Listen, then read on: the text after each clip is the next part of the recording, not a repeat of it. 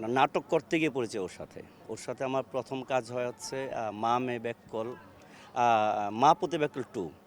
তখন ওর সাথে প্রথম কাজ। দ্বিতীয় কাজ ছিল রিক্সাওয়ালার ভিলকি। ও আমাকে আগে থেকে পছন্দ করতো অ্যাজ এ ডিরেক্টর হিসাবে। তো কাজ করতে গিয়ে দেখলাম কি যে মেয়েটার ভিতর, এখন তো আমার বউ, তখন তো একটা মেয়ে ছিল, যে ওর ভিতর একটা প্রতিভা আছে, বাট তাকে কেউ কাজে লাগাতে পারে না।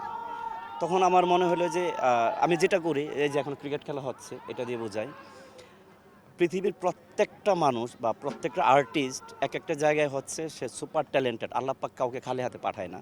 আমি যেটা করি, যেই ব্যাটসম্যান যে বলটা ভালো খেলে, কোনো ব্যাটসম্যান হাফ বলি ভালো খেলে, কেউ স্পিন বল ভালো খেলে, কেউ হচ্ছে ফুল টস ভালো খেলে, আমি হচ্ছে আগে বোঝার চেষ্টা করি যে এই প্লেয়ারটা কোন বলটা ভালো খেলে, বা এই অ্যাক্ট্রেস বা অ্যাক্টরের কোন দিকটা স্ট্রং। যখন যার দিকটা স্ট্রং আমি তাকে দিয়ে খেলানো পছন্দ করি, মানে ওইভাবে আমি তাকে অ্যাক্টিংগুলো করাই আর কি। ওর সহজ উক্তিটা ওর জন্য অনেক পজিটিভ হয়েছে, এরকম যে আমি মনে করি পৃথিবীর সব থেকে বড় আর্টিস্ট বা বড় অভিনেতা অভিনেত্রী হচ্ছে শিশু শিল্পী। এটা আমার অবজারভেশন। কারণ বাচ্চারা যখন যা করে তখন মনে হবে যেটা অভিনয় না, এটা বাস্তব। যখন বললো যে আমি কমেডি পারি না, তখন মনে হলো ওকে দিয়ে যদি আমি কমেডি করাই, এটাই হবে রিয়েলিস্টিক, কারণ তার মধ্যে অ্যাক্টিং থাকবে না তো।